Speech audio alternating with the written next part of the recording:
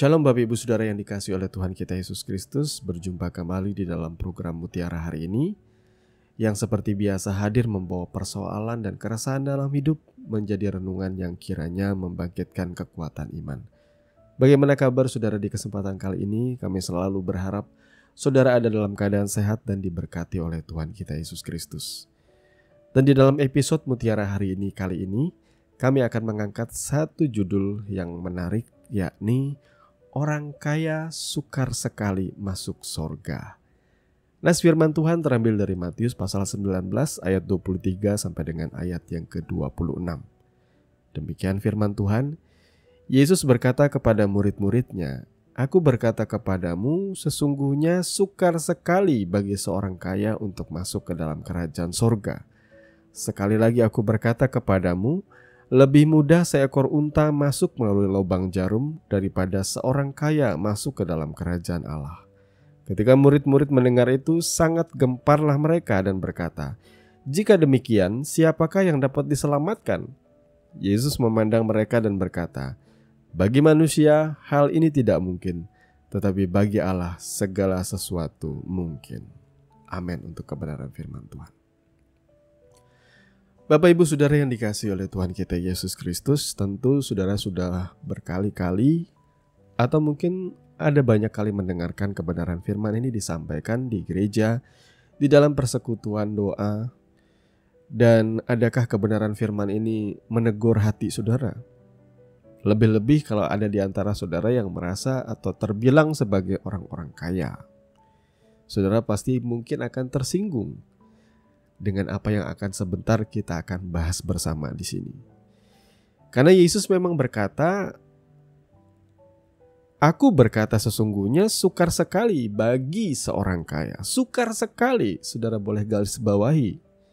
Kata sukar sekali itu berarti sangat amat sulit, saudaraku, buat seorang kaya untuk masuk ke dalam kerajaan surga. Jadi di sini Tuhan tidak berkata bahwa orang kaya itu tidak bisa masuk surga, tidak, tetapi sukar bagi orang kaya. Nah, saudara, adakah saudara terbilang sebagai orang yang masih mungkin masuk surga, atau adakah saudara terbilang orang yang sukar masuk ke dalam kerajaan surga? Yang menyebabkan kesemua itu tentunya ialah kemana hati kita berpaut, kemana hati kita melekat, atau bagaimanakah buah kehidupan kita. Dari nas pembacaan ini ya, kalau kita membaca secara lengkap, dan adalah lebih baik kalau saudara membaca nas ini dengan lengkap ya, karena saya akan mendorong saudara juga untuk membaca dari konteks pembahasan di sini. Ada seorang muda yang kaya yang berbincang dengan Yesus mengenai hidup yang kekal. Lalu orang itu berkata, ia sudah menuruti semua hukum-hukum atau perintah di dalam Torah itu sedari ia muda. Lalu Yesus mengucapkan semua hukum-hukum Torah dan ia berkata, semuanya sudah kuturuti. Lalu kemudian Yesus menantang pemuda ini dalam tantangan yang jauh lebih berat, jauh lebih rumit. Kalau begitu, jualah seluruh hartamu, berikanlah kepada orang miskin, lalu ikutlah aku. Dan orang muda ini pun akhirnya mundur karena hatinya melekat pada hartanya. Nah, masalah terbesar bagi orang-orang kaya yang sukar masuk ke dalam kerajaan sorga ialah hati mereka cenderung melekat kepada hartanya. Hati mereka atau hidup mereka terlalu bergantung kepada hartanya. Memang tantangan seperti ini kalau diperhadapkan kepada siapapun di antara kita, pasti kita juga gak akan mampu.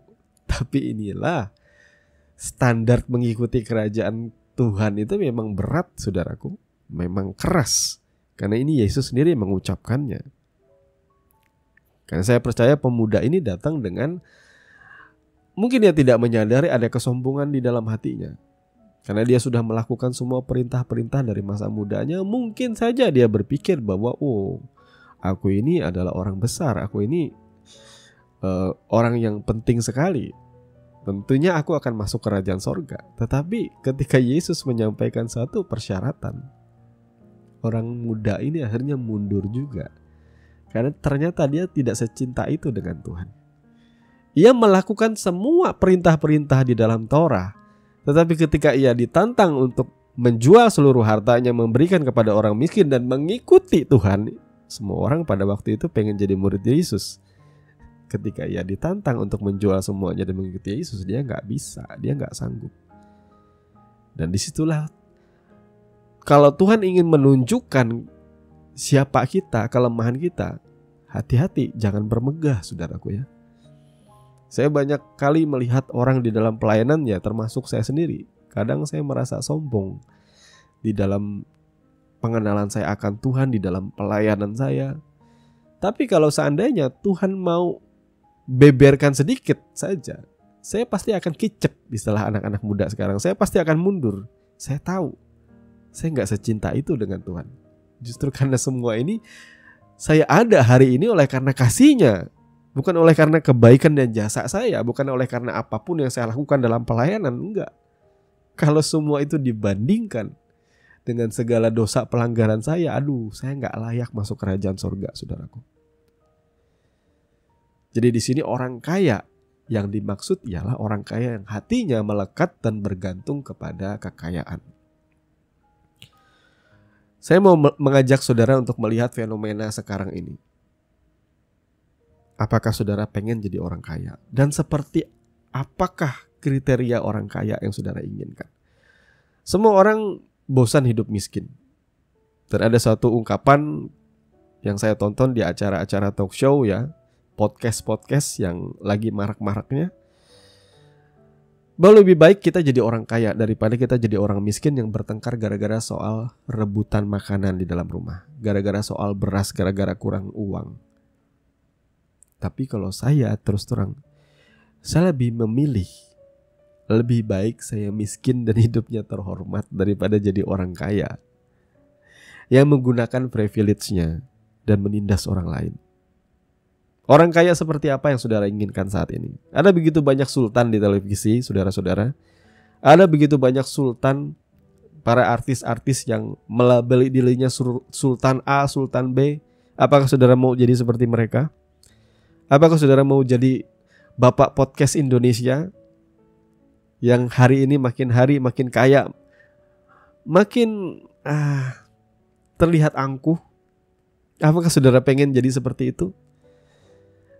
Ataukah saudara pengen juga jadi, ada cerita tentang seorang yang bekerja di kantor pajak yang dalam kayaannya bermegah anaknya sampai pengen membinasakan seorang gara-gara soal percintaan. Orang sudah lemah, sudah tetap diinjak sampai akhirnya koma dan tidak sadarkan diri. Apakah saudara pengen jadi orang kaya seperti ini? Saya harus akui satu hal, saudaraku, di hadapan saudara. Apa yang paling saya benci dari orang kaya ialah mereka terlalu arogan dan semena-mena dengan orang lain. Mereka menggunakan privilege-nya.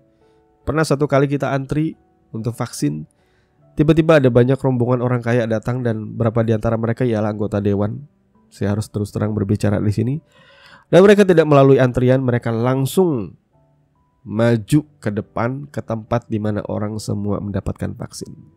Itu adalah sebuah contoh buruk tentunya ya, seorang wakil rakyat tetapi tidak merakyat. Buat saya, hal yang seperti ini semena-mena.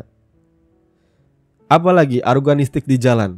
Ketika orang bermobil mewah, sedikit aja ada orang soal lalu lintas ya, mereka bisa teriak-teriak atau mereka bisa turun dari motor sambil menodongkan pistol ke orang lain. Inilah aroganistiknya, semena-menanya orang kaya. Orang seperti ini jelas tidak akan pernah bisa masuk kerajaan surga. Tipe-tipe seperti apalagi orang Kristen, gak akan. Banyak lagi contoh-contoh mengenai betapa semena-menanya orang kaya. Apakah saudara mau jadi seperti itu? Orang kaya seperti itu.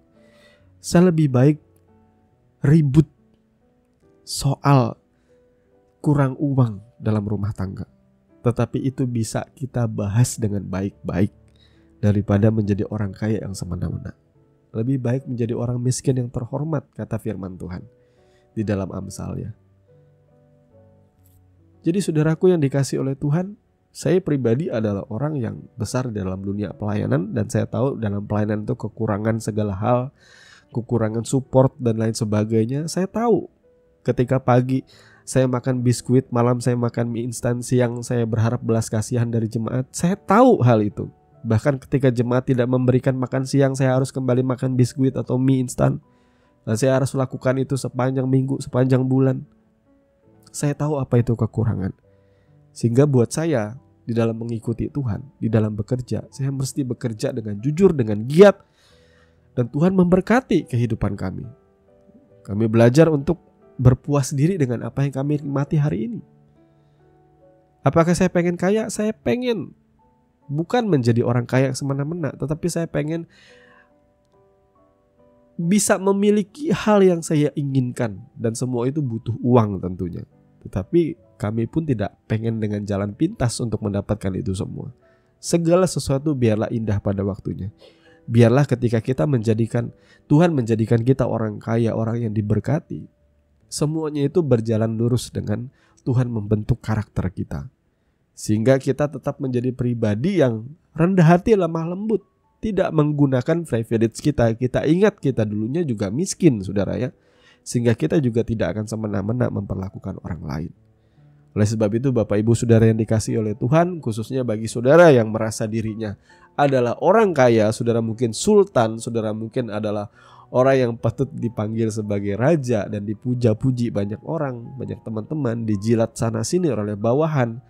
Belajarlah menjadi orang kaya yang seperti Yesus. Yesus pemilik alam semesta ini, saudaraku. Tetapi dia rela jadi miskin supaya banyak orang jadi kaya. Dalam tanda kutip, supaya setiap orang boleh mewarisi kerajaannya. Kerajaan sorga itu limpah dengan segala berkat rahmat dan segala kekayaan, tetapi yang menjadi terang di sana ialah Tuhan itu sendiri. Yang lain tidak akan ada artinya, saudaraku. Saudara masuk sorga demi apa? Demi jalan-jalan emas? Demi permata yang ada di sana? Tidak. Saudara mau ke surga karena saudara ingin berjumpa dengan Tuhan. Saudara ingin melihat terang abadi itu. Dan saudara ingin rindu hidup bersama-sama dengan Dia selama-lamanya. Tuhan memberkati firman-Nya, mari kita berdoa. Terima kasih Tuhan untuk kebenaran firman yang sudah Engkau sampaikan dalam hidup kami. Tuhan tolong kami agar kami menjadi pribadi-pribadi yang bertanggung jawab. Kami boleh mengelola setiap berkat yang Tuhan berikan dengan bijak. Kami tidak menghambur-hamburkan itu hanya semata demi kesenangan kami atau memuaskan hawa nafsu kami belaka. Tuhan, kami percaya ada saatnya kami akan diperhadapkan juga dengan masa kekeringan, sehingga Tuhan mengajar kami untuk mengelola keuangan kami dengan bijak dan pintar. Tuhan, berkati setiap anak-anak-Mu. Kami percaya Tuhan melimpahkan rahmat sesuai dengan takarannya yang tepat. Tuhan juga tolong kami minta ampun kalau selama ini ada di antara kami orang-orang yang diberkati Tuhan berlimpah-limpah, yang bisa dikategorikan orang kaya, tetapi hidup kami semena-mena. Kami minta ampun Tuhan. Apalagi kami banyak kali menghisap orang-orang di sekitar kami, karyawan kami, bawahan kami menindas mereka dengan semena-mena. Kami minta ampun Tuhan. Kami berdoa berikan kami kelemah lembutan, berkat rahmat dan segala kebaikan-Mu Tuhan. Kami tidak sebanding dengan hadirat-Mu, dengan perkenanan-Mu dalam hidup kami. Terima kasih Tuhan Yesus. Kami mengucap syukur. Di dalam nama Tuhan Yesus kami berdoa. Haleluya. Amin. Saudaraku yang dikasihi Tuhan, saudara sudah mendengarkan kebenaran firman yang kiranya boleh menjadi dasar dan kekuatan di dalam setiap kehidupan saudara. Sampai bertemu lagi di podcast Renungan Firman Mutiara hari ini yang berikutnya. Kasih karunia menyertai saudara sekalian. Shalom.